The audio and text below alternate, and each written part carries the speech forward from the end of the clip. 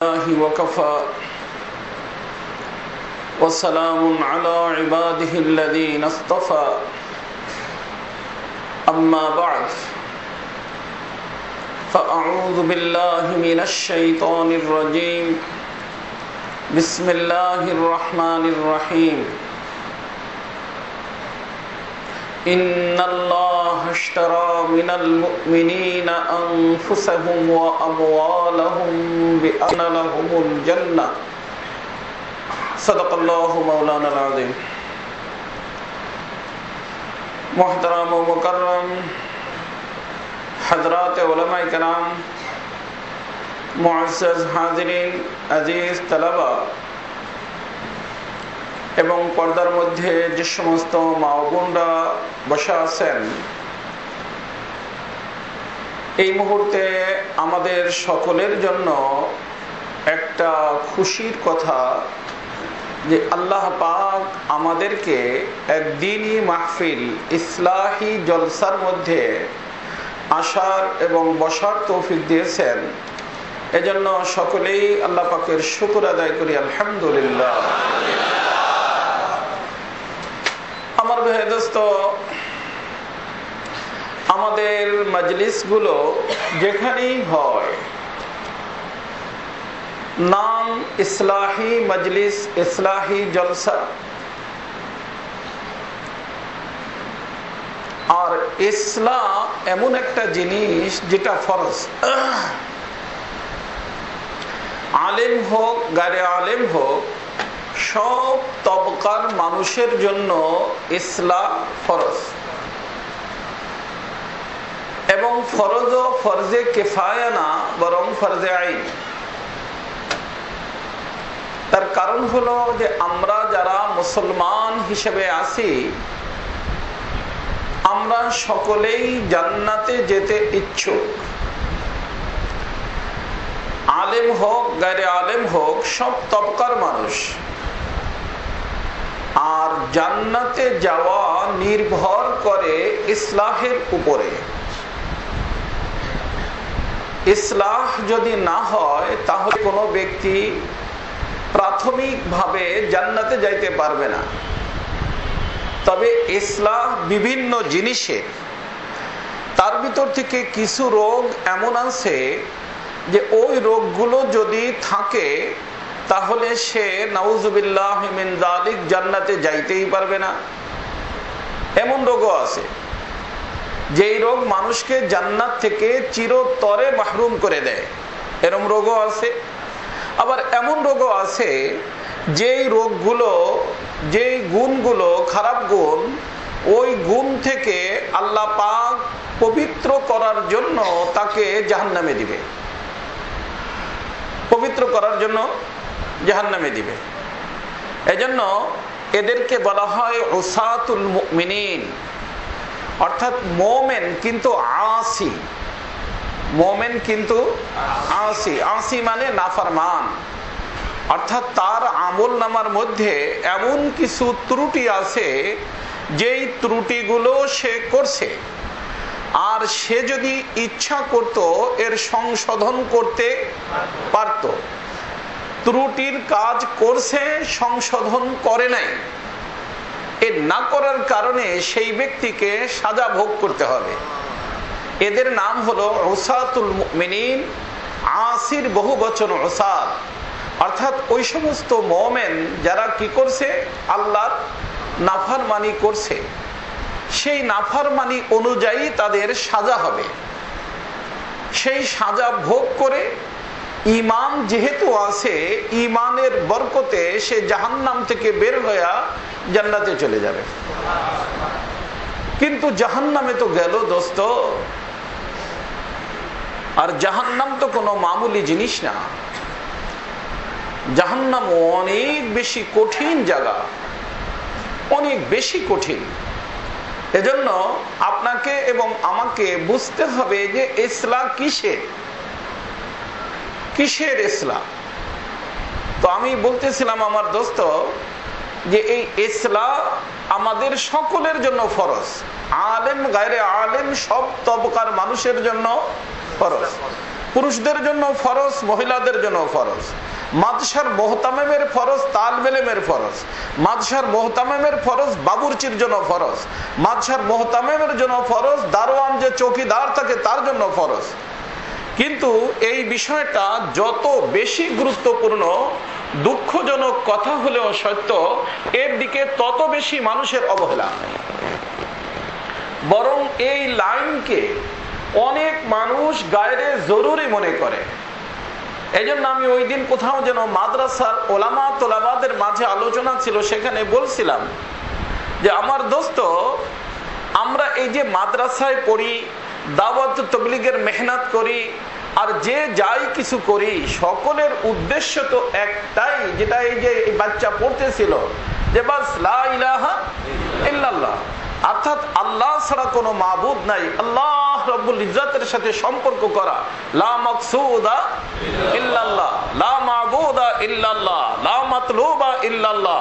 মাদ্রাসায় পড়ি, পড়াই, খানকায় যাই, দাওয়াত তাবলীগের মেহনত করি, যে যাই কিছু করি, সকলের মাকসাদ একমাত্র আল্লাহকে পাওয়া। আর আল্লাহর সাথে সম্পর্ক করা নির্ভর করে ইসলামের উপরে। নির্ভর করে কিসের উপরে? কারণ ইসলাম যদি না হয়, আল্লাহর সাথে কি হয় না? তার অর্থ কি যে সম্পর্ক? হ্যাঁ, সম্পর্ক দুই ধরনের। সম্পর্ক দুই ধরনের। একটাকে বলা হয় তাআল্লুক, সম্পর্কের আরবি হলো তাআল্লুক। তাআল্লুক, এই তাআল্লুক দুই প্রকার, একটা হলো আম্মা, একটা হলো খাসা। একটা হলো সাধারণ সম্পর্ক।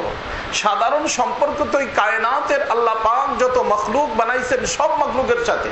কুকুরের সাথে, কুকুরের আল্লাহর সাথে সম্পর্ক আছে না? কুকুরেরও আল্লাহর সাথে সম্পর্ক আছে, এই গরু, গাধা, ঘোড়ারও আছে।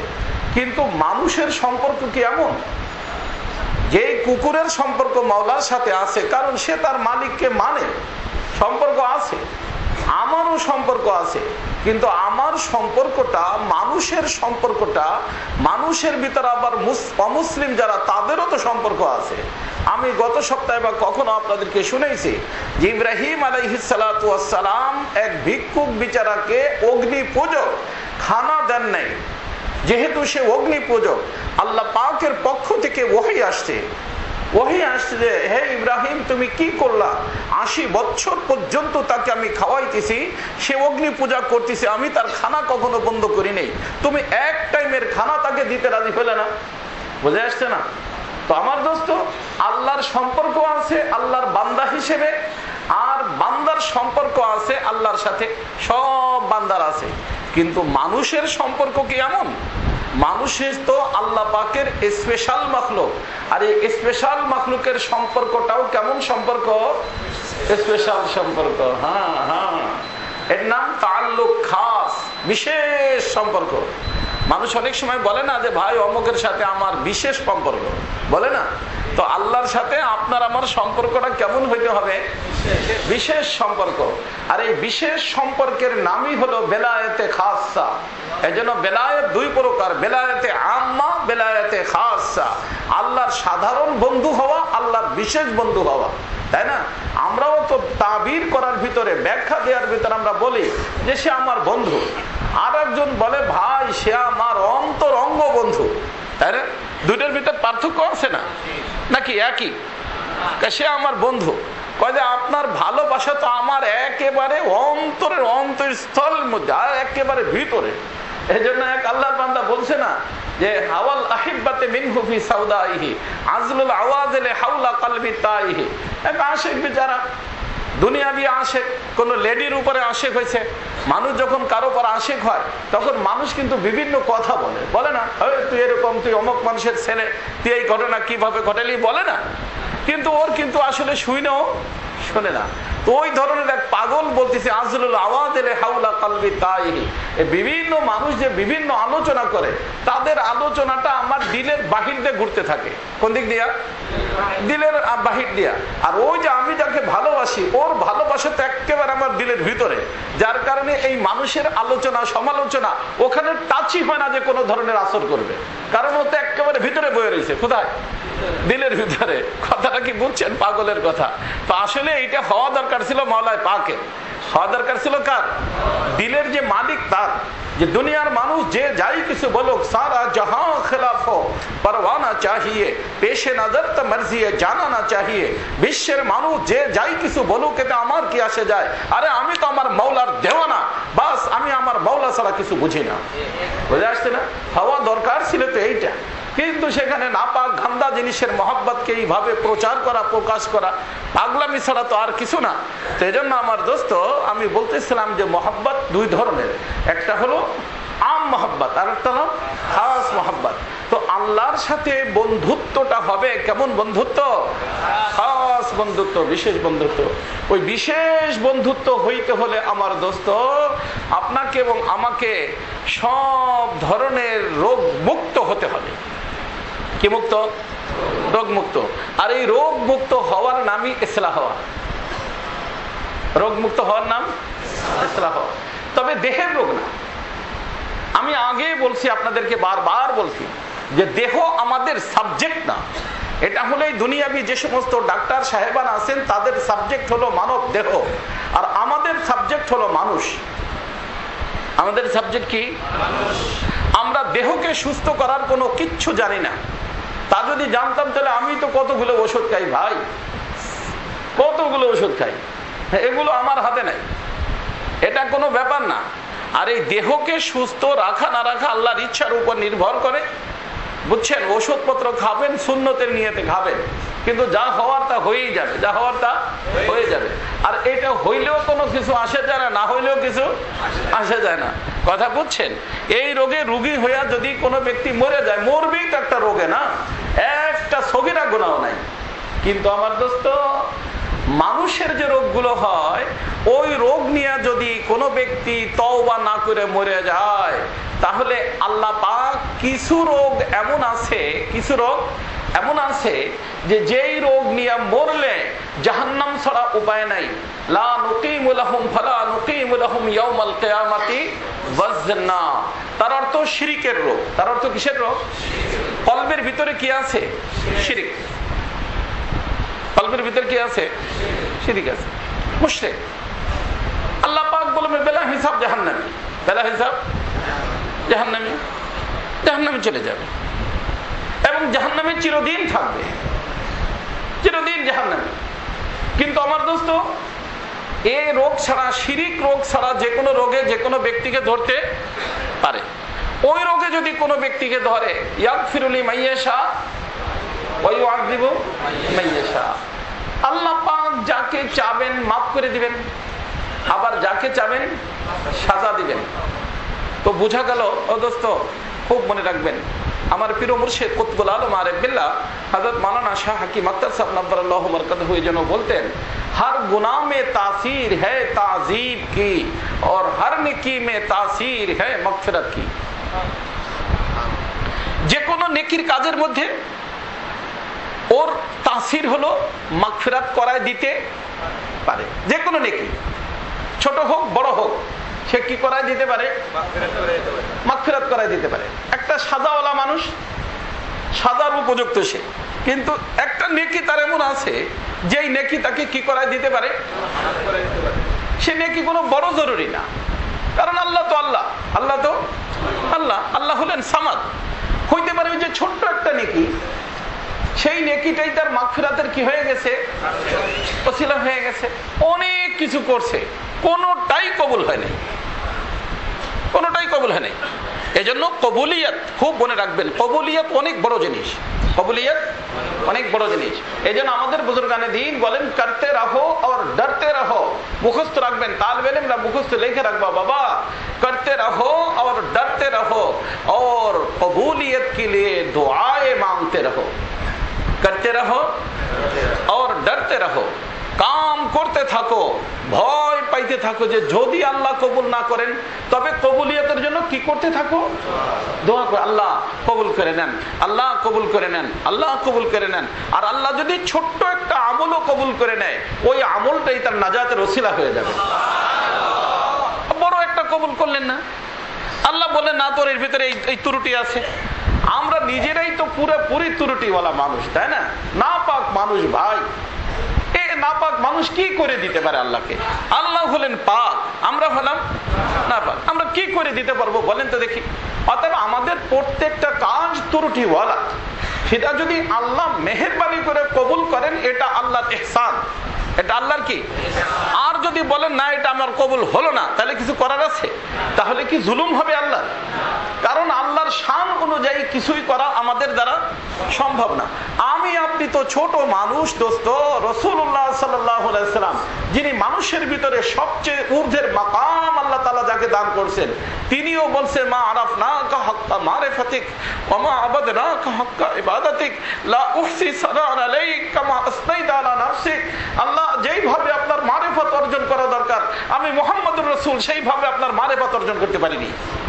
আল্লাহ যেইভাবে আপনার ইবাদত করা দরকার আমি মুহাম্মদুর রাসূল সেইভাবে আপনার ইবাদত করতে পারিনি। আল্লাহ যেইভাবে আপনার প্রশংসা করা দরকার ওইভাবে আমি আপনার প্রশংসা করতে পারিনি।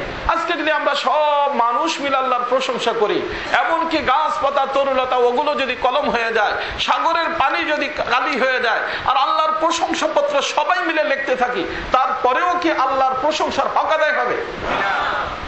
এই জন্য তো আল্লামা ইকবাল মরহুম, আল্লাহ তাআলা আমাদেরকে বোঝার তৌফিক দান করেন, যখন কোনো মানুষ নিজেকে চেনে না ও আল্লাহকেও চেনে না, আর নিজেকে যখন চেনার তৌফিক হয়ে যায় আল্লাহকে চেনার তৌফিক হয়ে যায়। এজন্য যদি বলা হয় মান আরাফা নাফসা ফাকাদ আরাফা রাব্বা, এটা কোনো হাদিস না। অনেক মানুষ হাদিস হিসেবে আলোচনা করে, কিন্তু সুফিয়ায়ে কেরাম বুজুর্গানে দিন নিকট কথাটা 100% কারেক্ট।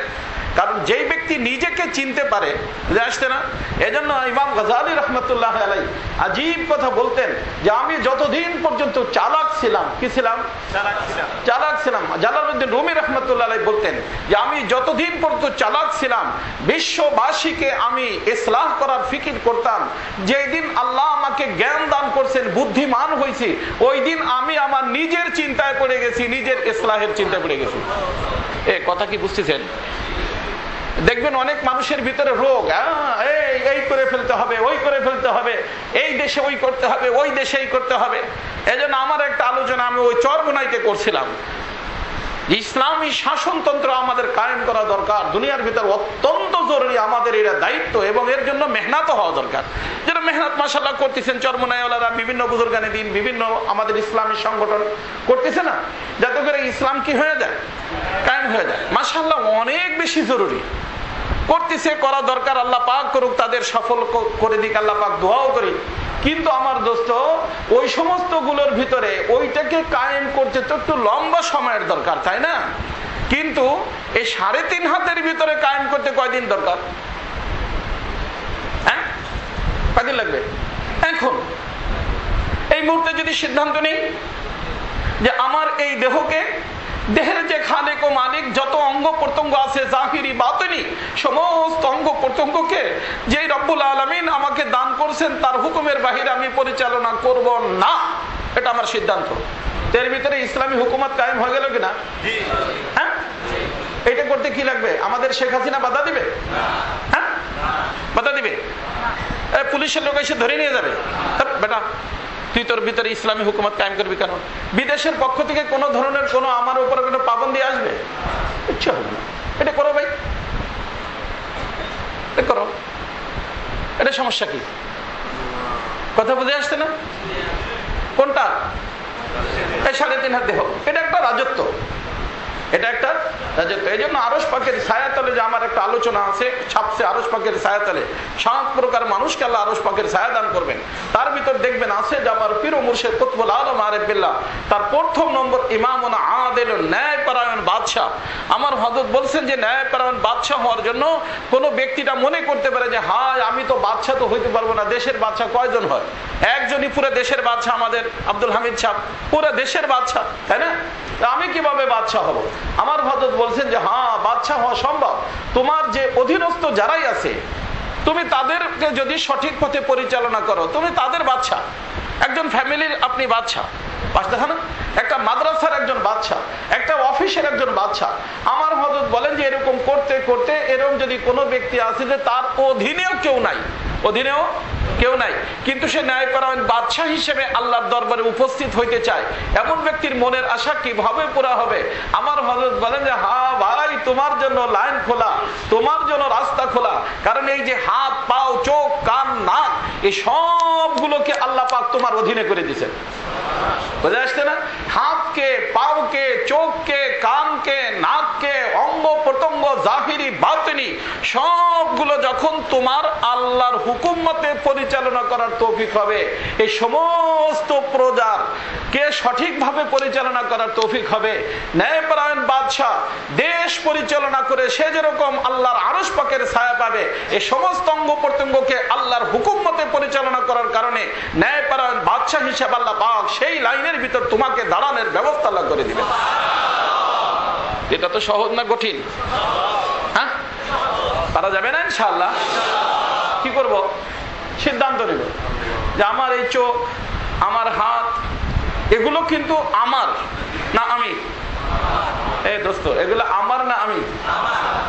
হ্যাঁ, তার অর্থ আমি হলাম এদের মালিক, পরিচালক। এই যে আল্লাহ তাআলা মালিক বানাই দিয়েছেন, ইন্নাল্লাহ হাশতারা মিনাল মুমিনিনা, আমি আয়াতে কারিমা পড়ছি, এই জন্য পড়ছি, ইন্নাল্লাহ হাশতারা মিনাল মুমিনিনা আনফুসাহুম ওয়া আমওয়ালাহুম বিআন্না লাহুমুল জান্নাহ।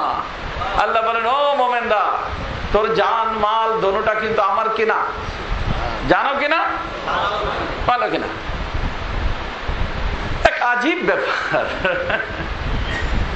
আজীব ব্যাপার দোস্ত, আজীব ব্যাপার। এজন্য আমি বলছি আমাদের জীবনটা আমি বলছিলাম যে 4 ভাগে বিভক্ত। কয় ভাগে? একটা ধাপ আমরা অতিক্রম করে আসছি, সেখানেও সম্পূর্ণ আল্লাহই পুরা মালিক ছিলেন। আর একটা ধাপ, 2টা ধাপ সামনে আসতেছে, সেখানে পুরাপুরি আল্লাহই মালিক। এখানেও মালিক আল্লাহ, কিন্তু সাময়িক আল্লাহ পাক মালিকানা রাইখা ব্যবহার করার ইখতিয়ার আমাদেরকে দিয়ে দিয়েছেন। কোথায়? বর্তমানে দুনিয়াতে। কথা বুঝছেন? দুনিয়াতে এই যে আমি এই যে বললাম না, এটা আমার, এটা আমি না। এই হাত, পাও, চোখ, কান, নাক যা কিছু দেখেন, এগুলো কার? না আমি। হ্যাঁ, আল্লাহ আল্লাহ। কথা কি বুঝতেছেন? এগুলো আমি না আমার? আমার। তো আমি আর আমার দুইটার পার্থক্য বুঝতেছেন? আমাদের চিন্তা কিন্তু 24 ঘন্টা আমার যেগুলো ওইগুলো নিয়ে, এটা বোকামি। এটা কি? হ্যাঁ, বুঝতেছেন? আরে নিজের চিন্তা করা দরকার না। এটা তো আমার হাত, এটা আমার মাথা, এসব আমার।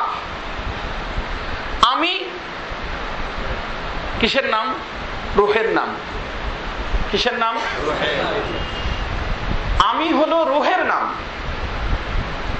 হ্যাঁ, তো আমার চিন্তা তো খুব আছে, সব অঙ্গ প্রত্যঙ্গ সহি হোক, রোগ মুক্ত হোক, এর চিন্তা তো খুব আছে। মাশাআল্লাহ, চিন্তাও করি, ডাক্তারের কাছে যাই, ওষুধ খাই, খানা দানা ঠিক মতো দিতে থাকি।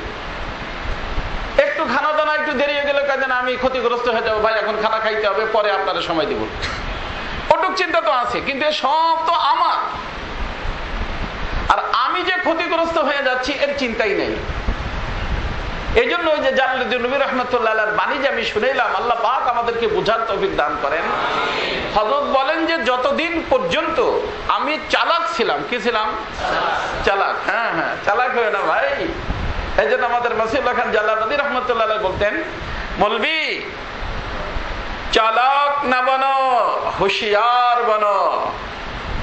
চালাক না বনো, হুশিয়ার বনো। कौवा चालाक है, गू खाता है। আমাদের মাসিউল্লাহ খান জালালউদ্দিন রহমতুল্লাহ বলতেন যে কৌয়া কি খায়, কি? গু। এজন্য হযরত বলতেন চালাক नहीं बनो बल्कि হুশিয়ার বনো। হুশিয়ার মানে বুদ্ধিমান, হুশিয়ার মানে বুদ্ধিমান। তো হযরতে বলেন যে যতদিন পর্যন্ত আমি চালাক ছিলাম, সব দুনিয়া কিভাবে ঠিক হবে এর চিন্তায় ছিলাম। কারে ঠিক করার চিন্তা করতেছিলাম, হ্যাঁ? কিন্তু যেই দিন আমি বুদ্ধিমান হয়েছি ওই দিন আমার চিন্তা একটাই যে হায় আমার কি উপায় হবে, আমি কিভাবে ঠিক হব। আর এই রোগেই ঘোড়া মরছে। ঘোড়া মরতেছে কোন রোগে? এই রোগে। কি যে নিজের ইসলাহ না করে বিশ্বের ইসলার দায়িত্ব মাথার উপর নিয়ে নেই। কথা কি বুঝতেছেন আপনারা? হুজুরটা কি বলেন? হুজুরটা মাশাআল্লাহ নিজের ইসলাহ না করে বিশ্বের ইসলাহের চিন্তা মাথার বিন্দে নিয়ে রাত নাই দিন নাই নামাজ নাই কালাম নাই, কাজে হুজুর দুনিয়ার ভিতর অনেক কিছু হয়ে যাচ্ছে। বেটা দুনিয়ার ভিতর অনেক কিছু হয়ে যাচ্ছে, তোর ভিতর কি হইতেছে তাকে চিন্তা করছো? কথা কি বুঝতেছেন আপনারা? এই জন্য ওটা চালাকির লক্ষণ। কিসের লক্ষণ? চালাকির লক্ষণ। আর বুদ্ধিমানের লক্ষণ কি? আমার চিন্তা। কার চিন্তা? আমার চিন্তা। হ্যাঁ হ্যাঁ, তার অর্থ এই না যে অন্যের চিন্তা করবেন না, অন্যের চিন্তা করবেন, কিন্তু নিজেরটা আগে অন্যেরটা পরে, নাকি? অন্যেরটা আগে, নিজের কোনো খোঁজ খবর নাই। কথা বুঝে আসছে? কি হয়েছে ভাই? হ্যাঁ, দূর দূর থেকে মানুষ আসছে না? আসছে না? কোথা থেকে? এই সিরাজগঞ্জ, সিলেট, কোথায় কোথায়, দিনাজপুর, তাই না, বরিশাল। তোরম আল্লাহর আরো মাখলুক আছে না, তারাও তো আসতেই পারে। আপনি আপনার চিন্তা করেন, কারো দিকে দেখার কোনো জরুরত নাই, যার যার চিন্তা করেন, জায়গা পাইছেন বসে থাকেন। বুঝে আসছে? কারণ আমাদের ইসলামের মুকাল্লাফ শুধু মানুষ না, অন্য একটা জাতীয় আছে। তারা কারা? তাদের ভিতর নবী আসছে? হ্যাঁ, আমাদের নবী তাদের নবী, আমাদের হুজুর তাদের হুজুর। কথা বুঝছেন? হ্যাঁ না, বুঝেন না? আমাদের হুজুর তাদের হুজুর। আর তারা এমন ইয়াতাশাক্কালু বিআশকালিন মুখতালিফা, যে কোনো রূপ ধারণ করতে, সাপও হইতে পারে, যে কোনো রূপ ধারণ করতে পারে। বুঝে আসছে না? হ্যাঁ, এই জন্য এ নিয়ে টেনশন নেওয়ার কোনো দরকার নাই। হ্যাঁ, এই জন্য টেনশন কেউ নিবেন না, যে যার মতে চুপচাপ। আমার মতে আমি আসছি আমার জন্য, বাস খালাস, আলহামদুলিল্লাহ। বুঝে আসছে? যে আসে আসুক, যে যা তার দিকে দেখা দেখির কোনো জরুরত নেই। আমি আলোচনা করতেছি, আমার দিকে দেখেন, তাই না? অনেক আল্লাহর বান্দাদের আশা থাকে, দেখা যায় যে অন্য মসজিদে নামাজ পড়ে আসছে কি কাছে বসার জন্য, তাই না? আছে না এরকম? অন্য মসজিদে নামাজ পড়ে কি করেছে? আগে এসে বসে রয়েছে, কি করার জন্য? কাছে বসার জন্য। এরকম যদি কারো কাছে বসার ইচ্ছা থাকে, আসতেই তো পারে না। তো তা নিয়ে আমাদের টেনশন নেওয়ার কোনো দরকার নাই। আমাদের জায়গা তারা না খাইলেই হলো। বুঝে আসছে না? আমাদের জায়গা তারা না খাইলেই হলো। এই জন্য এ নিয়ে কোনো ফিকির করার দরকার নাই, টেনশন নেওয়ার দরকার নাই। বুঝছেন? টেনশন নেবেন না। লা ইলাহা ইল্লাল্লাহ, আস্তাগফিরুল্লাহ, আস্তাগফিরুল্লাহ, আল্লাহ।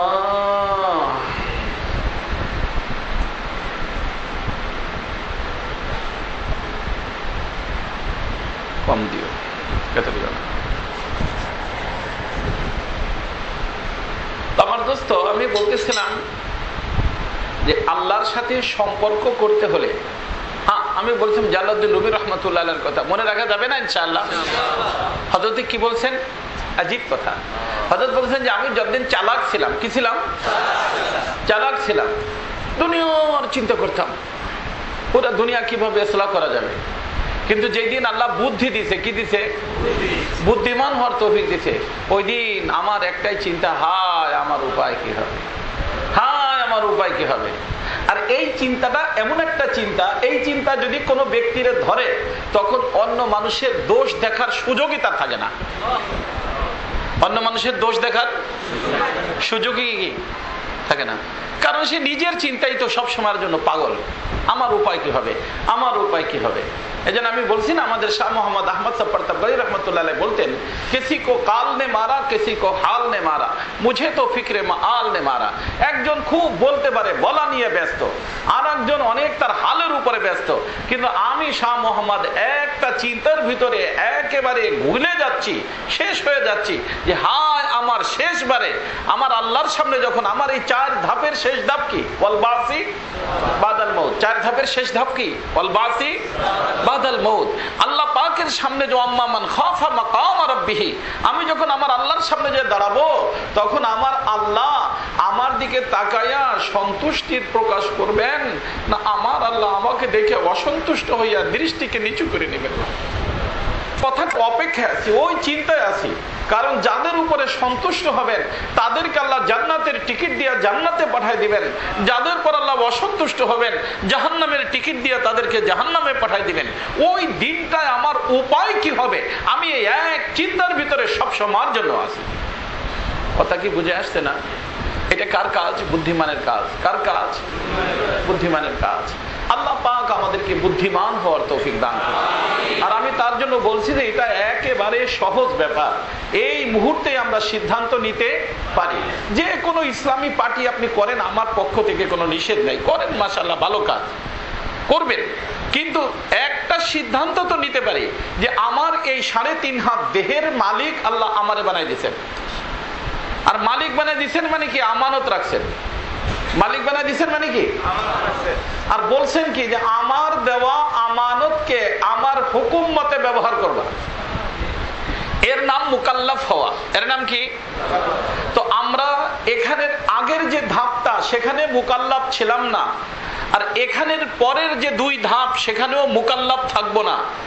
এখানে আমরা কি মুকাল্লাফ? কিসের মুকাল্লাফ? জান এবং মাল। মনে থাকবে না? জান এবং মাল, এই দুইটার মালিকানা আল্লাহ তাআলার নিজেরই। যেরকম আগে আল্লাহ মালিক ছিলেন, পরেও আল্লাহ মালিক হবেন, কিন্তু এখানে আল্লাহ পাক আমাদেরকে এই মুকাল্লাফ বানানোর জন্য আল্লাহ পাক একটা কাজ করছেন। সেটা হলো এই যে সাময়িকভাবে আল্লাহ পাক আমাদের হাতে এই 2 নেয়ামতকে তুলে দিয়েছেন। কয়টা? একটা হলো জান, একটা হলো মাল। এই দুইটা দিয়া আল্লাহ তাআলা বলছেন যে আমার বান্দা, এই জানের মালিকও আমি, মালের মালিকও আমি, এই দোনোটাকে তুমি আমার হুকুম মতে যদি ব্যবহার করো তাহলে আমি তোমার উপরে সন্তুষ্ট হইয়া তোমার মাথার উপরে আমি আমার বেলায়েত, আমার বন্ধুত্বের মুকুট রেখে দেব। আর যদি তুমি এই 2 আমানতের মধ্যে খেয়ানত করো, কি করো? আমানতের মধ্যে কি করো? হ্যাঁ, আমানতের মধ্যে খেয়ানত করো। খেয়ানত করা মুমিনের কাজ না মুনাফিকের কাজ? অনেকে বলে বেটা তুই মুনাফিক, তুই খেয়ানত করো। আরে দোস্ত, মালের খেয়ানত থেকে বেশি কঠিন হলো জানের খেয়ানত। এজন্য বলা হয় যে মালের গুনার থেকে বেশি কঠিন হলো জানের গুনাহ। মালের অহংকার থেকে বেশি কঠিন হলো জানের অহংকার। কথা কি বুঝছেন? বোঝেন নাই? বুঝাবো এটা আমি, এটা বুঝানোর জন্য আয়াত পড়ছি আজকে। একটা হলো মাল, আল্লাহ পাক আপনাকে মাল দিয়েছেন, মালের খেয়ানত করলেন। এই মালের খেয়ানত থেকে কঠিন হলো কিসের খেয়ানত? কারণ মালও আমানত, জানও আমানত। কথা বুঝে আসছে? একটা হলো মালের কারণে অহংকারী হওয়া। একটা মানুষের নিকট মাল আসছে, কি আসছে? সেই মালের খারাপ ব্যবহার করলো, সে গলত জায়গায় ব্যবহার করলো, অথবা মাল আসার কারণে নিজেকে বড় মালদার মনে করলো। কি মনে করলো? এটা মালের কি হলো? অপব্যবহার হলো। কারণ মাল বড় মালদার মনে করার তো কোনো অধিকার নাই, কারণ মালের মালিক তো তুমি না। মালিক কে? এটা তোমার নিকটে আমানত। ই আমানত চন্দ রোজে নজদে মা, দর হकीकत মালিকে হর শে খুদা। প্রত্যেকটার মালিককে, বাস্তবে মালিক হলেন আল্লাহ। এটা আমার নিকট কি? আমানত।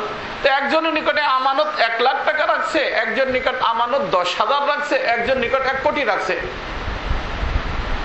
তো 1 কোটিওয়ালার নিকটে আমানত রাখছে কত? 1 কোটি। অর্থাৎ তার খুশি হওয়া দরকার এবং মালিককে বলা দরকার যে মালিক আপনার মেহেরবানি যে আপনি আমার হাতে 1 কোটি টাকা আমানত রাখছেন। অতএব আপনি বলেন আপনার এই মালকে আমি কোথায় কোথায় ব্যবহার করব, কি কি করব একটু আমাকে বলেন। বুঝে আসছে না? কথা বলবে কার সাথে? মালিকের সাথে। কার সাথে? মালিকের সাথে। আর এই 1 কোটি টাকা আমানত রাখছেন কে? মালিকে। এটা আমার যোগ্যতার কারণে রাখছেন না তার মেহেরবানিতে রাখছেন?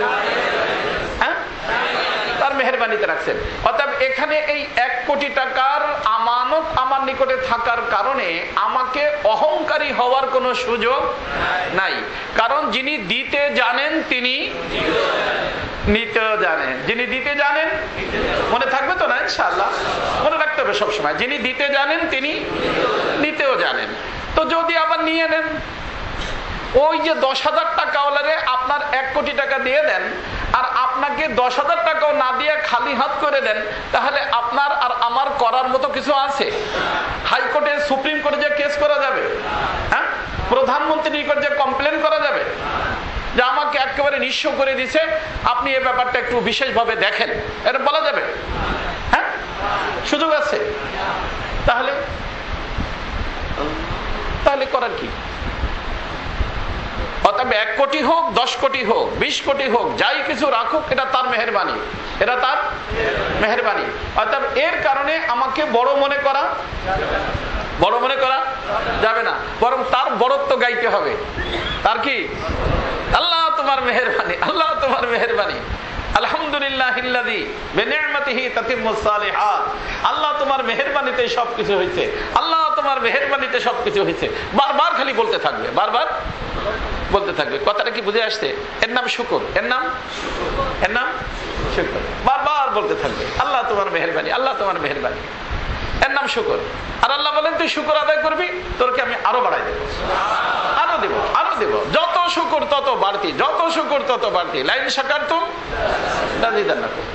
কিন্তু এখানেই যদি সে মনে করে আমি কোটিপতি, ভাই তুই কোটিপতি, মানে তার অর্থ কি? এর নাম অহংকার, এর নাম অহংকার। তো এইটা মালের অহংকার। কিসের অহংকার? এখানে একটা জিনিস মনে রাখবেন, খুব মনে রাখবেন, পার্থক্যটা মনে রাখবেন। আজকে আমাদের ইমাম সাহেব পড়ছেন সূরা ওয়াদ-দুহা, ঈশান নামাজে পড়ছেন না? সূরা ওয়াদ-দুহা এর শেষ আয়াত ওয়া আম্মা বিনি'মাতি রাব্বিকা ফাহাদ্দিস। আল্লাহ পাক আল্লাহর হাবিবকে 3টে নিয়ামত দিয়া 3টে নির্দেশ দিয়েছেন, 3টে হুকুম দিয়েছেন। আল্লাহ পাক বলেছেন ওয়াজাদাকা আইলান ফাআগনা। আমার হাবিব, আপনার নিকট কিন্তু টাকা পয়সা ছিল না, টাকা পয়সা ছিল না, আমি আপনাকে গনি বানাই দিয়েছি, টাকাওয়ালা বানাই দিয়েছি। তো মালদার বানাইলেন কে? আল্লাহ। এই মালদার বানাইয়া আল্লাহ তাআলা বলছেন ওয়া আম্মা বিনি'মাতি রাব্বিকা ফাহাদ্দিস। অর্থাৎ আমি যে নিয়ামত আপনাকে দান করলাম, এই নিয়ামতের বহিঃপ্রকাশ যেন আপনার থেকে হয়। এখন কথা হলো, এজন্য খুব মনে রাখবেন, খুব মনে রাখবেন, আমাদের সমাজের ভিতরে অনেক মানুষ আছে রিয়া কি জিনিস বুঝে না। আলহামদুলিল্লাহ, আমার একটা আলোচনা এই যে কেবলই ছাইপে আসছে, আজকেই আসছে, সেটা হলো রুহানি রোগ ও তার প্রতিকার, ৫ম নম্বর খণ্ড। আর আল্লাহর মেহেরবানি 1, 2, 3, 4, 5 এই 5 খণ্ডের ভিতরে আত্মার যত প্রকার রোগ হয় সব রোগের আলোচনা সংক্ষিপ্তভাবে চলে আসছে। এটা যদি কারো নিকটে থাকেই 5 খণ্ড, আর এক একটা করে মোতালা করতে থাকেন, এক একটা রোগ সম্পর্কে চিহ্নিত করে কোনো মুরব্বীর সাথে পরামর্শ করে চিকিৎসা নিতে পারেন, তাহলে আল্লাহ পাক যে কলবটা দান করবেন সেই কলবের নাম কলবে সালিম। সে কলবের নাম কলবে সালিম। আমার একটা আলোচনা আছে, ছেপে গেছে, কলবে সালিম। ইয়াউমা লা ইয়ানফাউ মালু ওয়ালা বানুন ইল্লা মান আতাল্লাহা বিকলবিন সালিম। এই যে কলবে সালিম, রোগ মুক্ত কলব। কারণ সাকিম মানে রোগ ওয়ালা। এজন্য ইব্রাহিম আলাইহিস সালাম বলছেন ইন্নী সাকিম। সাকিম মানে অসুস্থ, অর্থাৎ আর সালিম মানে সুস্থ। তো কলবটা কি হইতে হবে? সালিম হইতে হবে। আর কলবটা সালিম হবে। প্রায় 15-20 প্রকার রোগ আছে, যার আলোচনা ওই বইয়ের ভিতর আছে। তার মৌলিক ভাবে 10 প্রকার। এই সব আলোচনাটাই এই 5 খণ্ডের ভিতর আলহামদুলিল্লাহ আল্লাহ পাকের ইহসানে আজিম আলহামদুলিল্লাহ চলে আসছে।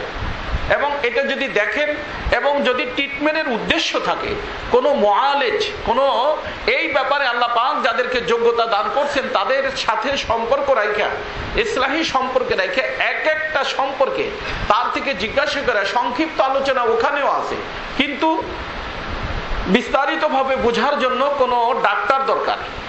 বই দেখে সব রোগের চিকিৎসা করা যায় না। বইয়ের ভিতরে লেখা থাকে সবকিছু, কিন্তু সেটা দিয়ে চিকিৎসা করা যায় না। ওষুধ খাওয়া যায়, ডাক্তারের নিকট যাইতে হয়। অর্থাৎ ডাক্তারের সাথে যোগাযোগ করে এই রোগগুলোর থেকে যদি আল্লাহ মুক্তি নসিব করে দেন, তখন আপনার আমার কলব নামী যে জিনিসটা সকলের মধ্যে আছে, ওই কলবটা কি হবে? কলবে সালিম। আর আল্লাহ বলেন, আমার বান্দা ওই দিনকে স্মরণ করো যেই দিন তোমার মাল সম্পদ এবং তোমার বাহিনী এর কোনোটার দ্বারা কোনো উপকার তোমার হবে না, যত সময় পর্যন্ত না তুমি আমার নিকটে কলবে সালিম নিয়ে আসবা। তার অর্থ, কোনো ব্যক্তি যদি কলবে সালিম নিয়ে আমার দরবারে উপস্থিত হয়, ধনী হোক গরিব হোক, শিক্ষিত হোক অশিক্ষিত হোক, আলেম হোক গায়রে আলেম হোক, মুহতামিম হোক আর চাপরাশি আর মুলাজিম চাকরিজীবী, যেই যাই কিছু হোক, কলব যদি কলবে সালিম হয়, আল্লাহ পাক তাকে জান্নাত দান করবেন। কথাটা বুঝে আসছে? হ্যাঁ, এই জন্য আমার দোস্ত আমার কথা মনে রাখবেন যে মানতে হলে জানতে হয়। হ্যাঁ হ্যাঁ, ওই রোগগুলো আপনি শিখেন না শিখেন, ওর নাম জানেন না জানেন, কোনো সমস্যা নাই, কিন্তু এই রোগ জানতে হবে এবং এর থেকে নিজেকে মুক্ত করতে হবে। কারণ কলবে সালিম বানানোর সুযোগ এখানেই আছে, আগে নাই। আর আগেও কলব ছিল না, সামনেও কলবের এরকম কোন রোগ ব্যাধি হবে না। এখানে রোগও হবে, ট্রিটমেন্টও কোথায় নিতে হবে? এখানে নিতে হবে। কিন্তু কতদিন পর্যন্ত এই সুযোগ আমার আছে এটা কারো, এই ট্রিটমেন্ট করার সুযোগ কতদিন আছে কারো কে কে জানেন? কেউ জানে? কেউ জানে না। এই জন্য আমি বলছি এখনই সিদ্ধান্ত কি এখন নিতে হবে যে ইনশাআল্লাহ আমি কলবে সালিম অর্জন করব। তার জন্য আমার যা করার করব, ছুটি নিব, সময় বের করব। হ্যাঁ, রোগ যদি কঠিন হয় হসপিটালে ভর্তি হইতে হয় নাকি? রোগ যদি কঠিন হয় হসপিটালে কি হইতে হয়? ভর্তি হইতে হয়। এই আপনারা হসপিটালে আসছেন, এটা একটা হসপিটাল, কিন্তু এই হসপিটালের নাম রুহানি হসপিটাল। কি নাম? এখানে রোগের আলোচনা হচ্ছে। কিসের রোগ? রুহানি রোগ।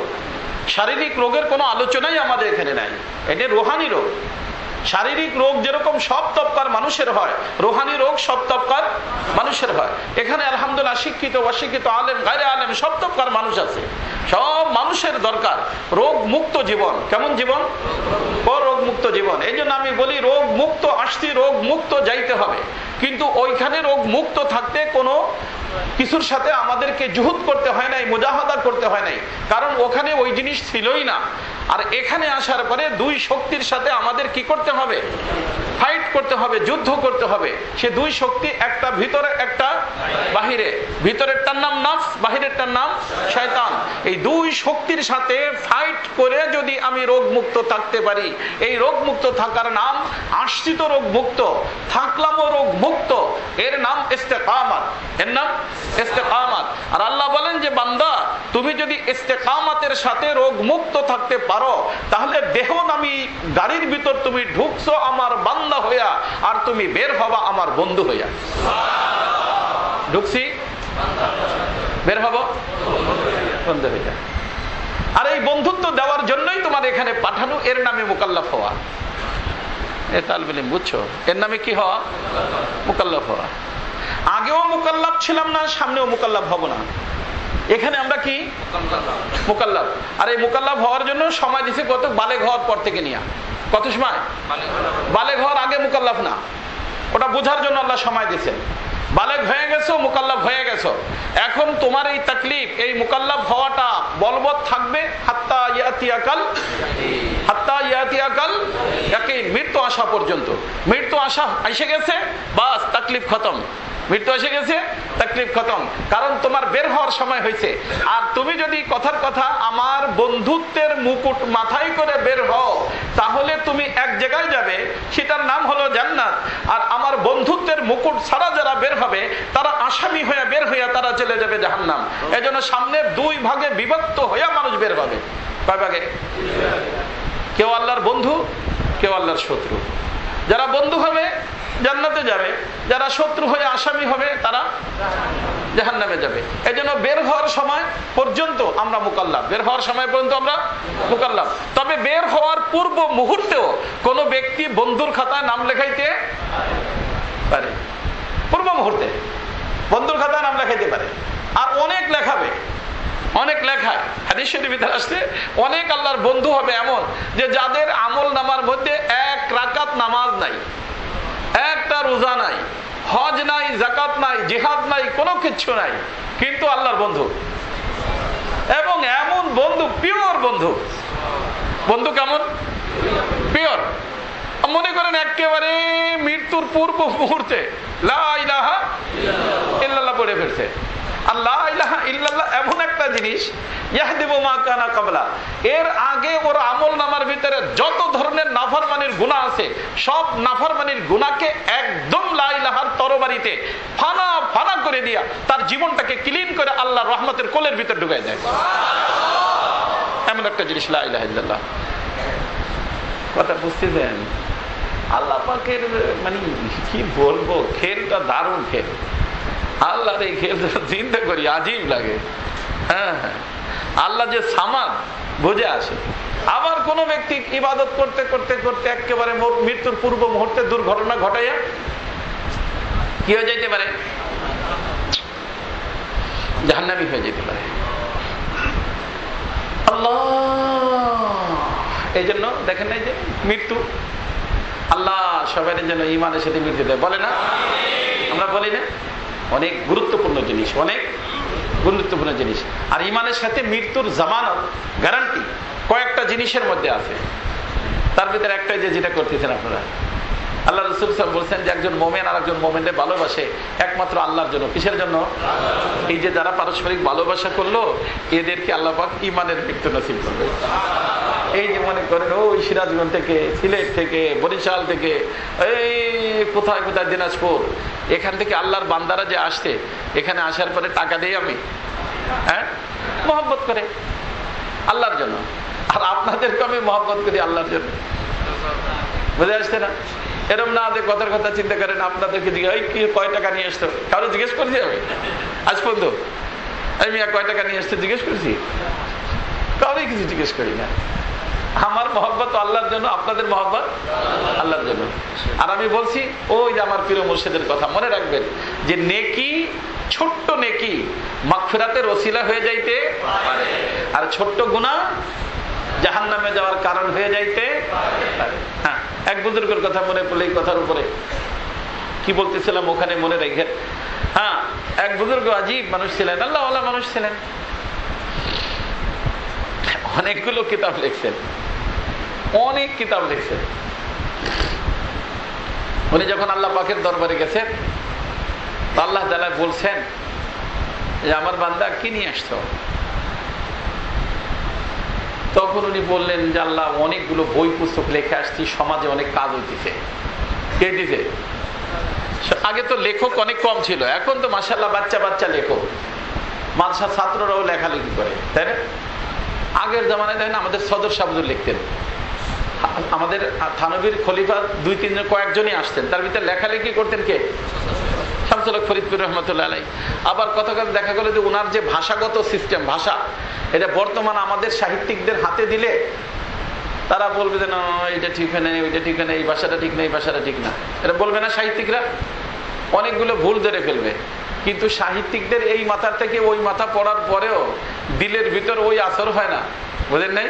দিলের ভিতরে ওই আসর হয় না যেই আসর আল্লাহ পাকের মেহেরবানিতে ওই সাহিত্য ছাড়া ওই সমস্ত বুজুর্গদের এক লাইন পড়লে হয়। ওই এক এক লাইন পড়ার কারণে যেহেতু ওই লাইনটা দিলের থেকে বের হয়েছে। কোথার থেকে? দিলের থেকে। যে কলম দিয়ে যা বের হয়, দিলে যা থাকে তাই বের হয়। আমরা লেখার আগে চিন্তা করি যে মার্কেটে চলবে কোনটা, আর তারা চিন্তা করতেন যে উম্মতের ফায়দা হবে কোনটায়। তাদের চিন্তা ছিল উম্মতের হেদায়েত কিসে হবে, যার কারণে তাদেরটা পড়লে উম্মত কি পেয়ে যায়? হেদায়েত পেয়ে যায়। আর এদেরটা পড়লে মার্কেটে চলে যায়, কারণ মার্কেটে চলার জন্য লেখছে, মার্কেটে চলে। হেদায়েতের জন্য লেখলে না ভাই হেদায়েত হবে। কথা কি বুঝে আসছে? আল্লাহ পাক আমাদেরকে কলবের ইসলাহ করার তৌফিক দান করেন। কলবের ইসলাহ ছাড়া বই লিখলে সেই বইয়ের দ্বারাও মানুষের ইসলাহ হয় না রে বাবা।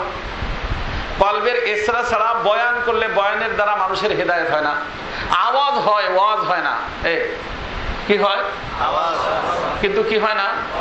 ওয়াজ মানে নসিহাত, ওয়াজ মানে উপদেশ। উপদেশ হয় না, নসিহাত হয় না। নসিহাত যদি হয় তাহলে তো উপকার হবে। বেনামাজি তোমার কথা শুনে নামাজি হয়ে যাবে। সুদখোর তোমার ওয়াজ শুনে ওখান থেকে তওবা করে যাবে। ঘুষখোর তোমার ওখান থেকে বয়ান শুনে তওবা করে যাবে। যার দাড়ি নাই সে সিদ্ধান্ত দাড়ি রাখার নিয়ে যাবে। কথা কি বুঝে আসছে না? যে সমস্ত মা বোনরা পর্দা করে না, সিদ্ধান্ত নিয়ে যাবে যে আমি পর্দা করব। এর নাম হলো ওয়াজ, এর নাম হলো ওয়াজ। আর একটা হলো আওয়াজ। আমাদের সমাজে বর্তমানে আওয়াজের খুব জোর, ওয়াজ নাই। এজন্য আল্লাহ পাক করুন যে আমাদের ওয়াইজিন যারা আছেন, আল্লাহ পাক তাদেরকে ওয়াজ করার তৌফিক দান করেন। আর তাদের ওয়াজ তখন হবে যখন তার কলবের ভিতরে আল্লাহর ইশক ও মুহাব্বতের আগুন দাউ দাউ করে জ্বলতে থাকবে। তারা যে কোনো একটা কথা বলবে, তাদের কলবের সেই দরদার ব্যথা আল্লাহ পাক অন্যের কলবের ভিতর ট্রান্সফার করায় দিয়া সে যেরকম মাওলার দেওয়ানা, আল্লাহ পাক তাকে এরকম মাওলার দেওয়ানা বানায় দেবেন। আমাদের আতাউল্লাহ শাহ বুখারী রহমাতুল্লাহ নাম শুনছেন না? হ্যাঁ, আতাউল্লাহ শাহ অনেক বড় মানুষ ছিলেন, আতাউল্লাহ শাহ বুখারী রহমাতুল্লাহ আলাইহি। হ্যাঁ, আতাউল্লাহ শাহ রহমাতুল্লাহ আলাইহি সাইয়্যেদ ছিলেন। মানুষে বিভিন্ন প্রশ্ন করতে, উনি অনেক বড় মুকাররির ছিলেন এই কাদিয়ানীদের বিরুদ্ধে এবং বিভিন্ন ফেরকায়ে বাতিলের বিরুদ্ধে জবরদস্ত মুনাজির ছিলেন, মুনাজারা করতেন। বুঝে আসছে? তো একবার ওনার বহুত বড় সেমিনার ছিল পাঞ্জাবের মধ্যে, পাঞ্জাবের মধ্যে সেমিনার ছিল। সেই সেমিনারের মধ্যে এক শিখ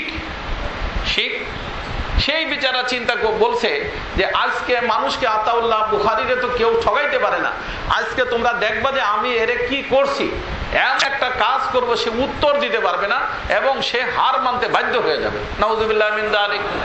সে শিখদের গুরু ছিল। হ্যাঁ, এদেরকে জ্ঞানী বলে। শিখদের গুরুদেরকে ওরা কি বলে? জ্ঞানী। তাদের গুরুদুয়ারাতে যারা থাকে তাদেরকে আমরা যেন মৌলানা সাহেব বলি, তারা কি বলে? জ্ঞানী বলে। এই জ্ঞানী সে বলছে যে আমি আজকে তার মজলিসে যাব, স্টেজে দাঁড়াইয়া এমন একটা কথা বলবো যেই কথার কারণে সে হার মানতে বাধ্য। সব মানুষ শিখরা এসে উপস্থিত হয়ে গেছে, কারণ তাদের জ্ঞানী বলছে যে আতাউল্লাহ শাহ বুখারীরে কি করায় দিবে? চুপ করায় দিবে, হারায় দিবে। তো তারা দেখতে আসছে হাজার হাজার মানুষ। তখন সেই শিখ দাঁড়াইয়া বলছে যে আতাউল্লাহ সাহেব, আমরা জানতে পারছি আপনি সৈয়দ মানুষ। আপনি কি? শাহ আতাউল্লাহ বুখারী সৈয়দ মানুষ। আর আমরা শুনছি যে সৈয়দ মানুষের আগুনে পড়ে না। আমাদের সমাজে অনেক কথা মশহুর আছে, প্রসিদ্ধ আছে, যেমন কোরআন শরীফ আগুন ধরে না। অনেকে বলে যে অমুকখানে কোরআন শরীফ ঘরে আগুন লাগছে, ঘর পুড়ে গেছে, কোরআন শরীফ পড়ে নাই। হইতে পারে, কিন্তু এর অর্থ এই না যে কথা কোরআন শরীফ পড়বেই না। অনেকের আছে যে ভাই কাজে আমার মাল তো নষ্ট হইতে পারে না, আমি তো যাকাত দেই। এ কথা ঠিক না।